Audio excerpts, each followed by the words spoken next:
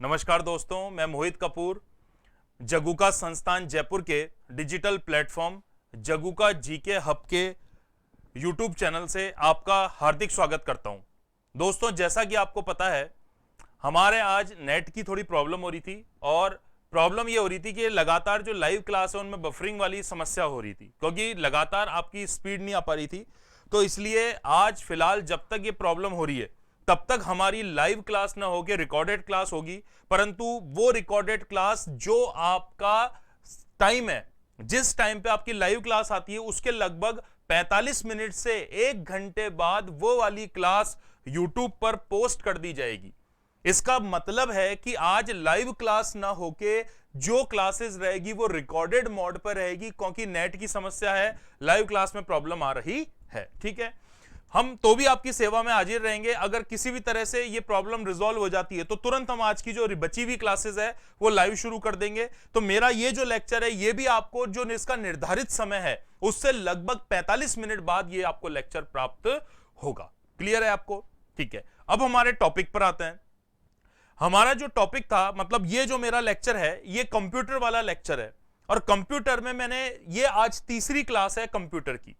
पटवार के हिसाब से हम कंप्यूटर पे मेन कंसंट्रेट कर रहे थे, मतलब मैं तो जनरल कंप्यूटर पढ़ा रहा हूं, पर मेन जो हमारा कंसंट्रेशन है वो किस पे रह रहा है? पटवार पे। जो मेन हमारा कंसंट्रेशन रह रहा है वो किस पर रह रहा है? पटवार पर रह रहा है। और पटवार के माध्यम से जो भी इसमें कंप्यूटर की चीजें एक एक करने की कोशिश कर रहे हैं। तो फर्स्ट डे मैंने आपको इंट्रोडक्शन दिया था मंडे को, ठीक है, पूरा सिलेबस का और कंप्लीट। दूसरा मंगलवार को यानी ट्यूसडे को मैंने आपको कल इसकी हिस्टोरिकल, किस तरह से मशीनों से कंप्यूटर बना, किस तरह से इसका विकास हुआ है, उससे संबंधित चीजों को बताया था। कल मैंने आपको जब कंप्यूटर की पीढ़ियां पढ़ा रहा था तो कंप्यूटर की 5 पीढ़ी में पहली, दूसरी, तीसरी, चौथी और 5वीं पीढ़ी, ये 5 पीढ़ियों के बारे में आपको बताया था, जिसमें आपको बताया था पहली पीढ़ी में वैक्यूम ट्यूब का प्रयोग किया जाता था। ठीक है, दूसरी पीढ़ी में इसके स्थान पर किसका प्रयोग होने लगा? ट्रांजिस्टर। ट्रांजिस्टर मतलब जो आपके डिवाइस होती है जिसमें पीएनपी, भाई आपने ट्रांजिस्टर देखा होगा। ट्रांजिस्टर आपकी जो डिवाइस होती है तो 2 प्रकार के हो गए, एनपीएन ट्रांजिस्टर हो गया, पीएनपी ट्रांजिस्टर हो गया। फिर उसके भी प्रकार होते हैं कि बीजेटी है, कि मॉसफेट है, कि एफईटी है। वो बहुत टेक्निकल हो जाएगा, उसमें हम नहीं जाएंगे, आपके बिल्कुल काम की चीजों पर आऊंगा। यहां पर ट्रांजिस्टर यूज होता था कौन सी पीढ़ी में? दूसरी पीढ़ी में। अब बात करते हैं तीसरी पीढ़ी की। तीसरी पीढ़ी से मैंने कल आपको जहां पर लेक्चर खत्म किया था, किसका प्रयोग किया जाता था? आईसी का प्रयोग किया जाता था, यानी इंटीग्रेटेड सर्किट। किसका प्रयोग करते थे? आईसी का प्रयोग करते थे, यानी इंटीग्रेटेड सर्किट का हम लोग क्या करते थे? प्रयोग करते थे। और उसके बाद भले ही चौथी पीढ़ी हो या भले ही 5वीं पीढ़ी हो, जो वर्तमान में भी चल रही है, अभी भी हम आईसी का प्रयोग करते हैं। एक चीज कल आपको और बताई थी, आईसी जो होती है वो अर्धचालक पदार्थों से बनी एक डिवाइस होती है, बिल्कुल छोटी सी डिवाइस होती है, जिसको आप सामान्य भाषा में चिप कहते हो। क्या बोलते हो उसको? सामान्य भाषा में आप क्या बोलते हो? चिप के नाम से जानते हो। तो वो आपकी आईसी होती है। अच्छा, कौन से मुख्य 2 पदार्थों से बनती है वो भी मैंने आपको बताया था। एक तो सिलिकॉन और दूसरा पदार्थ कौन सा होगा? जर्मेनियम होगा। ज्यादातर हम सिलिकॉन वेफर या चिप का प्रयोग करेंगे। ठीक है, अब इस आईसी की भी बहुत सारी टेक्नोलॉजीज आ गई है, तो उसके माध्यम से आपको समझाने की कोशिश करूंगा। कुछ डेटाज हैं, अलग अलग बुक्स में अलग अलग डेटा मिलेंगे, मैं आपको जनरल डेटा बताऊंगा और आईसी टेक्नोलॉजी पर एक बार बात करेंगे। क्लियर है सबको? चलिए आईसी टेक्नोलॉजी पे बात करते हैं। कंप्यूटर में हमारी आईसी यूज होती है, आप इसको किसी भी नाम से जान सकते हैं। और हमारे कंप्यूटर की जो सबसे मुख्य आईसी है वो होती है माइक्रो प्रोसेसर, जो उसकी स्पीड से सीधा संबंध माना जाता है। ठीक है,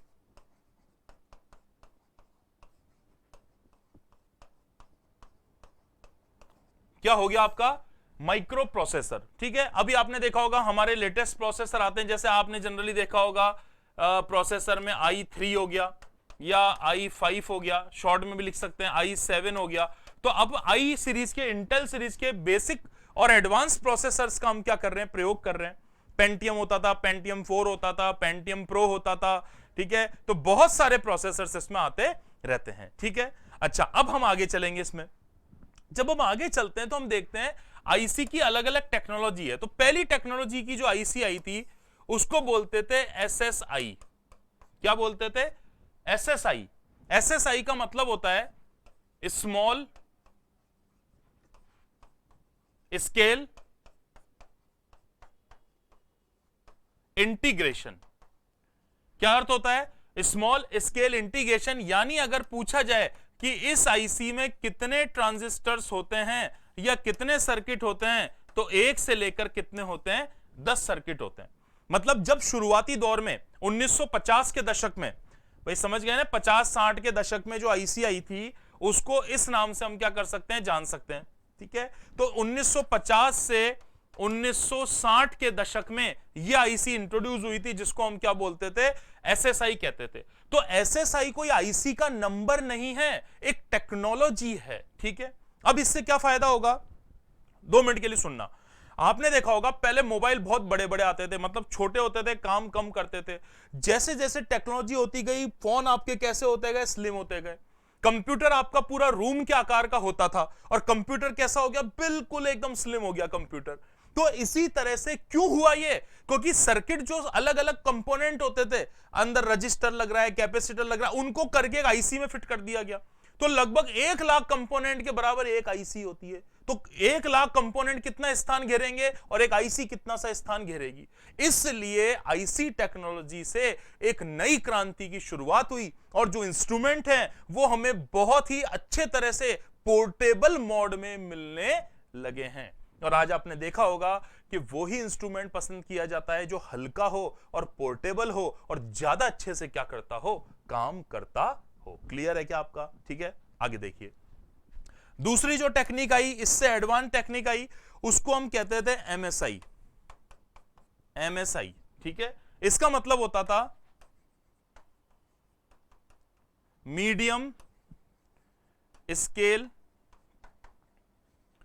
इंटीग्रेशन। इसका अर्थ क्या होता था? मीडियम स्केल इंटीग्रेशन इसका अर्थ होता था। और साथ साथ में इसमें जो ट्रांजिस्टर्स कंपोनेंट होते थे, आपसे अलग अलग तरह से पूछा जाता भाई कितने होते थे, तो उसमें तो कितने थे? 10 थे। ठीक है ना। अब यहां पर जो कंपोनेंट होते थे वो लगभग 10 से लेकर और आपके 500 तक के होते थे। कितने होते थे? 10 से लेके 500 कंपोनेंट, लगभग। कई बुक्स में आपको 1000 भी मिलेगा, तो एक रेंज याद रख सकते हैं। 10 से लेकर 500 कंपोनेंट, इतनी सी चिप होती है जो इस पर पहले एसएसआई में कितने होते थे? 1 से लेके 10 कंपोनेंट ट्रांजिस्टर्स। ठीक है, उससे एडवांस वाली उसमें एक चिप पर कितने होते थे? 10 से 500। इसका मतलब हमारी टेक्नोलॉजी और बढ़िया हो गई, हमने और छोटी से छोटी क्या बना दी? चीज बना दी। ठीक है, अब आगे आते हैं। चाहो तो इसका स्क्रीनशॉट ले सकते हो आप फटाफट।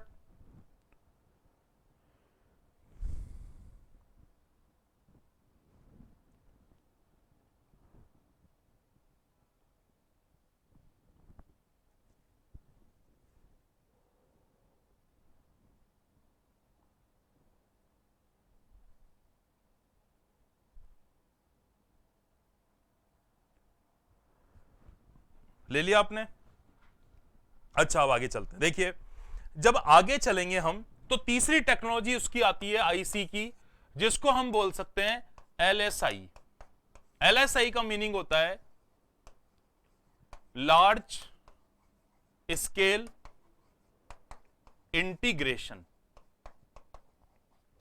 एलएसआई का मीनिंग क्या होता है? लार्ज स्केल इंटीग्रेशन होता है। और इसके अंदर जो नंबर ऑफ कंपोनेंट होते हैं वो 500 से लेकर और लगभग 10 लाख तक माने जाते हैं। 500 से लेके 10 लाख तक कंपोनेंट क्या होते हैं? माने जाते हैं। 500 से लेके 10 लाख कंपोनेंट होंगे तो वो कौन से माना जाता है? एलएसआई में माना जाता है। पर हां, अब मैं इसको देखो, प्रारंभिक रूप से इसको हम वीएलएसआई बोलेंगे, इसलिए आप ज्यादा बेटर होगा कि 500 से लेके लगभग आप लिख सकते हो 1 लाख कंपोनेंट। इसको 1 लाख लिख देते हैं क्योंकि वीएलएसआई फिर इससे ज्यादा एडवांस हो जाएगी, तो ये थोड़ा चेंजेस कर लेना आप, उसमें सुधार। LSI technology large scale integration, और इसके अंदर जो कंपोनेंट होते हैं आईसी पर वो और बढ़कर ज्यादा हो जाते हैं। 500 से कितने हो जाते हैं? 1 लाख। अच्छा, कई बुक्स है उसमें आपको ऐसे भी मिल सकते हैं 500 से लेकर 20,000 तक भी मिल सकते हैं। ठीक है, तो आपको नंबर ऑफ कंपोनेंट कोई पूछने नहीं बैठा है, आपसे फुल फॉर्म पूछ सकता है और आपको एक क्रम जो है ऑर्डर विकास का वो पता होना चाहिए। आगे देखिए, इससे एडवांस टेक्नोलॉजी आई VLSI, ठीक है, very large scale integration, very large scale integration, ये और हाई टेक्नोलॉजी थी। और इसमें जो नंबर ऑफ कंपोनेंट होते थे, कंपोनेंट मतलब आपके जो अंदर जो सर्किट में चीजें लगती है, तो वो लगभग ट्रांजिस्टर या कंपोनेंट 1 लाख से 10 लाख, 1 लाख से 10 लाख कंपोनेंट इतनी सी चिप पर होते थे, इतनी सी चिप पर। ये तो बहुत बड़ी बना दिया, आपके हाथ में आ जाती है, इतनी सी होती है, बिल्कुल छोटी सी। तो इतनी सी चिप पर 1 लाख से लेके 10 लाख कंपोनेंट होते थे। और इस टेक्नोलॉजी को हम, है आईसी की टेक्नोलॉजी, पर बोलते क्या थे इसको? VLSI, very large scale integration. चाहो तो इसका स्क्रीनशॉट ले सकते हो आप।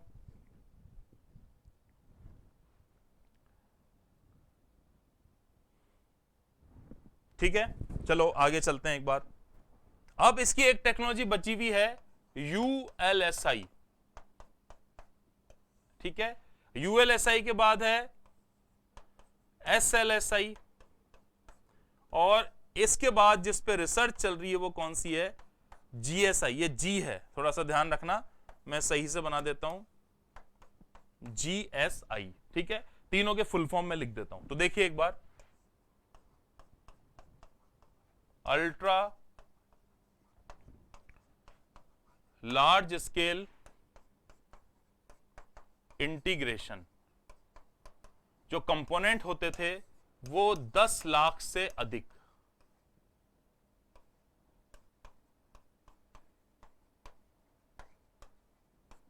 कंपोनेंट होंगे 10 लाख से अधिक होंगे कंपोनेंट इसमें, ठीक है।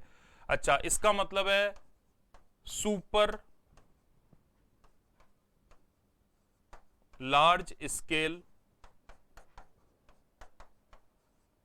इंटीग्रेशन, ठीक है। इसमें जो कंपोनेंट होते हैं वो भी 10 लाख से क्या होते हैं? अधिक होते हैं। अब आप सोचोगे इसमें अंतर क्या है, तो एक ही टेक्नोलॉजी है, अब नंबर ऑफ कंपोनेंट और ज्यादा क्या करे जा रहे हैं? बढ़ाए जा रहे हैं। तो इस ULSI जैसी टेक्नोलॉजी SLSI है, पर जो ज्यादातर प्रयोग में आती है वो दो आती है, एक तो VLSI और एक आपका ULSI। ये दो टेक्नोलॉजी सबसे ज्यादा क्या आती है? प्रयोग में आती है, VLSI और ULSI। तो देखिए यहां पर ये SLSI है, इसमें भी लगभग कंपोनेंट ULSI से ज्यादा होते हैं, पर 10 लाख से अधिक, ये भी 10 लाख से अधिक है, पर ये 10 लाख से और ज्यादा अधिक है। समझना, आप कंफ्यूज मत होना कि भाई ये भी 10 लाख से अधिक लिखवा दिया, ये भी 10 लाख से अधिक लिखवा दिया। तो ये 10 लाख से ज्यादा है, पर एक रेंज है, पर और ज्यादा रेंज वाले जो होते हैं वो किस में आएंगे? SLSI में आएंगे। और वर्तमान में जिस पर काम चल रहा है वो आईसी कौन सी है? GSI। इसको हम क्या बोलते हैं? गिगेंटिक स्केल इंटीग्रेशन। इसको हम क्या बोलते हैं? गिगेंटिक स्केल इंटीग्रेशन के नाम से इसको हम जानते हैं। अब इसमें क्या होता है? तो जो गिगेंटिक स्केल इंटीग्रेशन होता है उसमें कोशिश की जा रही है कि 1 करोड़ से ज्यादा सर्किट्स रखे जाए, जो नंबर ऑफ कंपोनेंट होंगे वो 1 करोड़ से ज्यादा होंगे। शोध कार्य चल रहा है और जल्दी ही इसमें सफलता मिलेगी। तो ये आपकी आईसी टेक्नोलॉजी हो गई, जिन पर आपका माइक्रो प्रोसेसर क्या रहता है? आधारित होता है, ठीक है। तो ध्यान रखना, मैं एक डायग्राम बताता हूं आपको। इस प्रकार का एक डायग्राम होता है, इसको हम क्या कहते हैं? आईसी। और जैसा आपका प्रोसेसर है, आपका प्रोसेसर माना है i7 प्रोसेसर है, तो इस आकार का होगा। इसमें क्या लगी होती है? इस प्रकार से ये पिन लगी होती है, ऐसे पिन लगी रहती है, और उसके माध्यम से हम विभिन्न प्रकार के कनेक्शन करते हैं और आपका कंप्यूटर चलता है। क्योंकि बिना प्रोसेसर के आपका कंप्यूटर नहीं चल पाएगा, या आपका प्रोसेसर यदि अच्छा कार्य नहीं कर रहा है तो उस कंडीशन में आपका कंप्यूटर हैंग होगा और मल्टीटास्किंग के जो वर्क होंगे वो नहीं कर पाएगा। क्लियर है क्या? तो ये आईसी यूज हो रही थी, वर्तमान में भी क्या यूज हो रही है? आईसी। तीसरी पीढ़ी, चौथी पीढ़ी और 5वीं पीढ़ी में भी क्या यूज हो रही है? आईसी का प्रयोग किया जा रहा है। क्लियर है क्या आपको? अच्छा, अब आपको यहां तक समझ में आ गया। अब आप देखो, अब मैं नेक्स्ट आपको लेकर आ रहा हूं, ये तो कल वाला मैंने कंप्लीट कराया था जो कल इनकम्प्लीट रह गया था। अब हमसे पूछा जाता है कि कंप्यूटर की विशेषताएं क्या होती है। या कंप्यूटर का प्रयोग किस किस क्षेत्र में किया जाता है। ठीक है, तो सबसे पहले मैं आपको जो कंप्यूटर की विशेषताएं हैं वो एक बार बता देता हूं, फिर उसका एप्लीकेशंस बताऊंगा। ठीक है, देखिए इसमें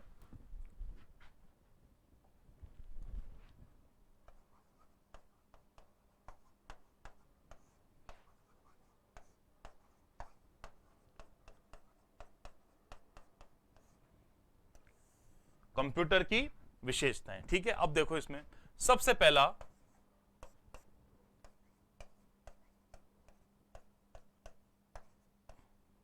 तीव्र गति, जिसको हम क्या बोलते हैं, हाई स्पीड। ठीक है, तीव्र गति आपको पता है कि हम जो भी कार्य कंप्यूटर के माध्यम से करते हैं, कंप्यूटर का मतलब आपके स्क्रीन पे रखा हुआ डेस्कटॉप नहीं लेना है, कोई भी ऐसी ऑटोमेटिक मशीन, कोई रोबोट है, या आपके घर पे ऑटोमेटिक झाड़ू पोछा करने वाली मशीन है, या फूड प्रोसेसर है, तो वो सब एक प्रकार के क्या होते हैं, कंप्यूटर होते हैं या कंप्यूटर से कनेक्टेड रहते हैं। तो कंप्यूटर में हमेशा एक गुण पाया जाता है, कौन सा, तेज गति का। कि आप जो भी कंप्यूटर को वर्क दोगे वो milli second, micro second, nano second या सेकेंडों में, कुछ ही पल में, पलक झपकते ही क्या होता है, कर सकता है। उस काम को करने के लिए हालांकि मनुष्य ने ही कंप्यूटर बनाया है, परंतु मनुष्य से भी ज्यादा यदि कोई सोच सकता है और ज्यादा तेज गति से वर्क कर सकता है, तो वो कौन कर सकता है, कंप्यूटर। क्योंकि कंप्यूटर में हम एक प्रकार के प्रोग्राम क्या कर देते हैं, फिट कर देते हैं, उनका लूप चला देते हैं, तो वो उसकी जो प्रोसेसिंग है वो क्या होती है, फास्ट हो जाती है। तो एक तो तीव्र गति से काम करता है, और दूसरा इसमें थकने की क्षमता नहीं होती, थकने का गुण नहीं होता। कहने का यह मतलब है, मान लिया मनुष्य भी कंप्यूटर की तरह काम कर सकता है, पर यदि मनुष्य एक ही प्रकार के काम को करता रहेगा तो भावनात्मक रूप से वो उस काम को करने से बोर हो जाएगा, जबकि कंप्यूटर में किसी प्रकार की मानवीय भावनाएं नहीं होती। हां, एक चीज होती है आर्टिफिशियल इंटेलिजेंस, उसके बारे में मैं आपको बताऊंगा, पर अभी कोई मानवीय भावनाएं नहीं होती। तो बिना थके, बिना रुके, लगातार 24/7 कंप्यूटर क्या कर सकता है, कार्य कर सकता है, जबकि मनुष्य के लिए यह पॉसिबल नहीं है, उसको नींद लेनी पड़ती है। तो दो चीजें, एक तो थकता नहीं है कंप्यूटर, यह गुण नहीं होता, और दूसरा कंप्यूटर की गति मनुष्य की गति से क्या होगी, तीव्र होती है। ठीक है, दूसरी विशेषता की तरफ देखेंगे, त्रुटि रहित कार्य। त्रुटि रहित कार्य जिसको हम कहेंगे एररलेस वर्क, त्रुटि रहित कार्य या एररलेस वर्क। कंप्यूटर द्वारा किए गए कार्य में कोई त्रुटि नहीं होती। यदि आपने एक बार फॉर्मूला सेट कर लिया, सपोज आप किसी कंपनी में मैनेजर हैं या किसी कंपनी के अकाउंट्स डिपार्टमेंट में हैं और आप एक्सेल, माइक्रोसॉफ्ट एक्सेल का प्रयोग कर रहे हैं, आपने कर्मचारियों की सैलरी बना दी और उनके सामने नंबर ऑफ डेज लिख दिए कि ये कर्मचारी 21 दिन आया, ये कर्मचारी 28 दिन आया, ये कर्मचारी 27 दिन आया। तो कंप्यूटर ऑटोमेटिक, यदि आपने पहले ही फॉर्मेटिंग या फॉर्मूला अंदर सेट कर रखा है, तो हर की सैलरी कैलकुलेट करके उनका टोटल आपको नीचे बता देगा कुछ ही मिली या माइक्रो सेकंड्स में। तो वहां पर हम निश्चिंत होते हैं कि कंप्यूटर ने कोई गलती नहीं की है, इसने जो डेटा किए, क्योंकि हमने प्रोग्रामिंग उसमें सटीक रूप से क्या करिए, फिट करिए।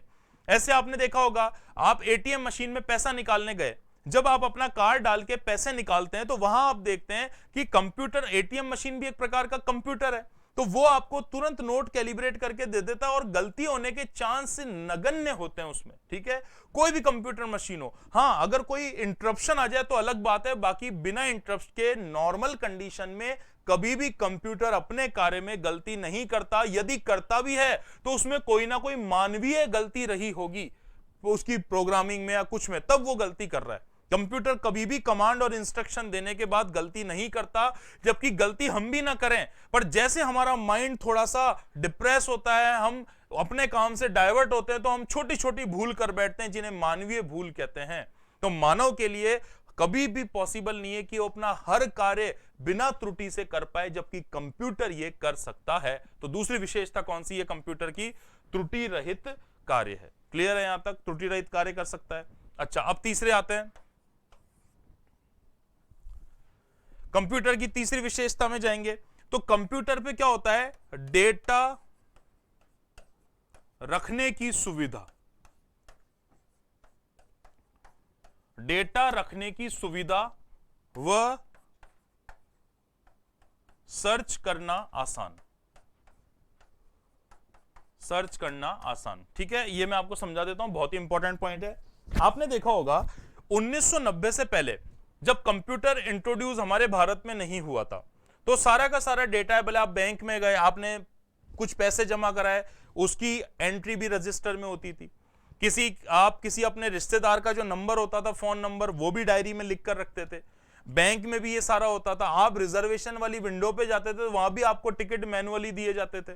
ठीक है, इसके साथ साथ आपने देखा होगा हमारे जो वर्क होते थे सारे, हम जो खुद घर का डेटा मेंटेन करते थे, सारे ऑफिस का डेटा हो, वो सब कैसा होता था, रजिस्टर पे लिखा जाता था।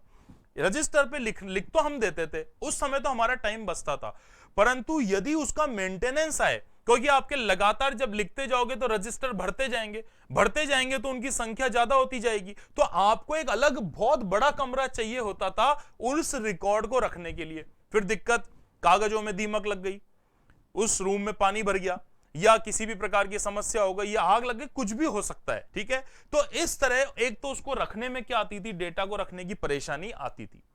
दूसरा, आपने रजिस्टर मेंटेन किए हुए हैं कि कोई व्यक्ति आया, उसे आपके रजिस्टर में 3 साल बाद काम है, तो आपको 3 साल पहले का रजिस्टर निकालना पड़ेगा और उसके अंदर वो सर्च करना पड़ेगा, जो बहुत ही टाइम कंज्यूमिंग कार्य होता है। जबकि कंप्यूटर में ऐसा नहीं होता। यदि आपका फाइल अंदर फीड है एक बार, तो एक बार की मेहनत लगी और उसके बाद पूरा एक परफॉर्मा तैयार हो गया। आप विद इन अ सेकंड्स उस व्यक्ति का नाम सर्च कर सकते हैं, या इंफॉर्मेशन को वहां से क्या कर सकते हैं, एक्सट्रैक्ट कर सकते हैं।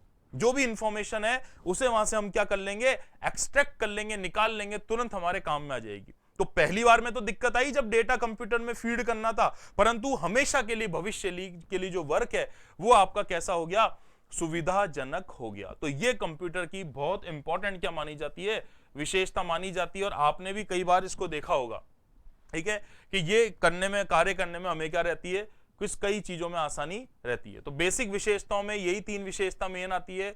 एक तो कंप्यूटर की गति तेज होती है, एक आपका जो कंप्यूटर है वो त्रुटि रहित क्या कर पाता है, कार्य कर पाता है, और तीसरा है कि डेटा रखने की सुविधा रहती है और कोई भी चीज बाद में सर्च करना क्या होता है, आसान होता है। ठीक है, उसके बाद अच्छा, आप कई लोग बोलेंगे कि कंप्यूटर खराब भी हो जाता है, आपने डेटा रखा, डेटा करप्ट हो गया। तो आपने देखा होगा आजकल एक नया प्रचलन शुरू हुआ है, हमारा जो भी डेटा रहता है वो किसी ना किसी वर्चुअल सर्वर पर स्टोर रहता है। तो आपने देखा होगा, आप इंटरनेट का यूज करते हो, इंटरनेट पे आपने कोई फाइल खोली और आपने कोई चीज सर्च करी, तो सर्च करने के बाद जैसे आपको ताजमहल के बारे में इंफॉर्मेशन चाहिए, तो आप ताजमहल की जो वेबसाइट है सरकारी, उस पर चल जाओगे। ताजमहल का इतिहास हो गया, टिकट कितने रेट की है, टिकट कब मिलती है, किस दिन की टिकट कितने रुपए की है, ऑनलाइन टिकट आप कैसे बुक कराओगे, वो सारी इंफॉर्मेशन आपको वहां मिल जाएगी। तो वो जो डेटा है वो किसी ना किसी वर्चुअल सर्वर पर रखा हुआ है, और अगर आपका सिस्टम करप्ट भी हो जाए तो डायरेक्ट उस सर्वर से हम क्या कर सकते हैं, डेटा उठा सकते हैं। तो ये मान सकते हैं आपकी हमारी जो फाइल्स होती है वो बिल्कुल ही, हमारा जो डेटा है वो पूरी तरह से क्या रहता है, सेफ रहता है। तो ये कंप्यूटर है। ठीक है, अगला एक और 2 पॉइंट और देख लेते हैं, गोपनीयता। ठीक है, आपने देखा होगा कई ऐसे हमारे डॉक्यूमेंट्स होते हैं जो काफी गोपनीय होते हैं, काफी कॉन्फिडेंशियल होते हैं। भाई गोपनीय तो होते हैं, साथ साथ में कैसे होते हैं, कॉन्फिडेंशियल डॉक्यूमेंट्स होते हैं। तो उन डॉक्यूमेंट्स में एक समस्या आती है, उनको छुपा कर रखना पड़ता है ताकि हर कोई उसे नहीं देख पाए। अब आपने देखा होगा कि आपका जो कंप्यूटर होता है या आपका जो फोन होता है, तो आपके जो कुछ कॉन्फिडेंस है, जैसे किसी कंपनी की बिड होने वाली है, वो बिड पहले आउट नहीं हो जाए, या कोई सिलेक्शन प्रोसेस होने वाला है उसमें कोई धांधली या भ्रष्टाचार नहीं कर दे, वहां से लिस्ट आउट नहीं हो जाए। तो ऐसी चीजों को आप बशर्ते पेपर या लिफाफे में रखने की बजाय उनको कंप्यूटर में रखना आसान होता है, क्योंकि कोई भी व्यक्ति को उसका पासवर्ड अगर पता होगा तो बिना पासवर्ड के वो चीजों को वहां से ले नहीं सकता। हालांकि वर्तमान में हैकर सक्रिय हैं, किसी भी चीज को हैक करने के लिए लोग उपलब्ध हैं, जो बड़े बड़े सॉफ्टवेयर इंजीनियर्स होते हैं, परंतु तो भी हमारा जो नॉर्मल डेटा है उसे हम बहुत अच्छी तरह से हमारे कंप्यूटर में, हमारे लैपटॉप में, हमारे डेस्कटॉप में, हमारे फोन्स में एकदम सुरक्षित रख सकते हैं, और हम चाहें तो उसे वर्चुअल स्टोर पे भी रख सकते हैं। जैसे सुनना मेरी बात, आपके पास ड्राइविंग लाइसेंस है, आपने ड्राइविंग लाइसेंस की क्या ले ली, फोटो ले ली, क्योंकि ड्राइविंग लाइसेंस आपको चाहिए होता है। माना कि किसी दिन आपके जेब में से आपका ड्राइविंग लाइसेंस गिर गया, ठीक है, आपने उसको कंप्यूटर में स्टोर कर रखा है, कंप्यूटर में माना वो फाइल करप्ट हो गई, इसलिए व्यक्ति क्या करता है, उसे इंटरनेट सर्वर पर जाकर स्टोर कर देता है। ठीक है। जैसे आपका डिजी लॉकर हो गया, आपका जीमेल हो गया, जीमेल पे गूगल ड्राइव हो गई, तो वहां पे आपके डॉक्यूमेंट मतलब हमेशा के लिए क्या हो जाते हैं, सेव हो जाते हैं, और जरूरत पड़ने पर उन डॉक्यूमेंट्स को सर्वर से आप क्या कर सकते हो, एक्सट्रैक्ट कर सकते हो, और आपका डेटा हमेशा हमेशा के लिए क्या रहता है, सुरक्षित रहता है। तो एक तो गोपनीयता, और गोपनीयता के साथ एक और टर्म ऐड करूंगा मैं यहां पर, सुरक्षित। तो गोपनीय के साथ साथ ये जो आपका डेटा होता है ये पूर्ण रूप से क्या होता है, सुरक्षित होता है। ठीक है, तो जितना डेटा आपका ज्यादा सुरक्षित होगा उतना ज्यादा कंप्यूटर की जो ऑथेंटिसिटी है वो भी क्या रहती है, अच्छी रहती है। तो यही बेसिक बेसिक चीजें होती है जिनको हम इसमें क्या कर सकते हैं, पढ़ सकते हैं। और दोस्तों मैंने आज दो चीज बताई, एक तो जो आईसी टेक्नोलॉजी क्या होती है, तो आईसी टेक्नोलॉजी से संबंधित प्रश्न बताए एक तो मैंने, ठीक है, और दूसरा मैंने आपको यह बताया कि इसके बाद जो भी आपका डेटा है उनको आप कैसे रख सकते हो, इसके लिए मैंने आपको कंप्यूटर की विशेषताएं बता दी, मुख्य विशेषताएं। मैं फिर आपको रिपीट करूंगा कि आज इंटरनेट में सर्वर में थोड़ी सी प्रॉब्लम आ रही है, क्योंकि टेक्निकल चीजें होती है। प्रॉब्लम की वजह से क्या हो रहा है कि हम आज लाइव क्लास लेकर नहीं आ पा रहे, क्योंकि नेट आज डाउन है, इसलिए आपके सामने रिकॉर्डेड क्लास लेके आ रहे हैं, इसलिए वो क्लासें आपको लगभग 45 मिनट से 1 घंटा की देरी से मिल रही है। हम जल्दी कोशिश करेंगे कि इस प्रॉब्लम को रिजॉल्व कर सकें। आपने इस वीडियो को देखा, इसके लिए आपका बहुत बहुत धन्यवाद। नमस्कार दोस्तों।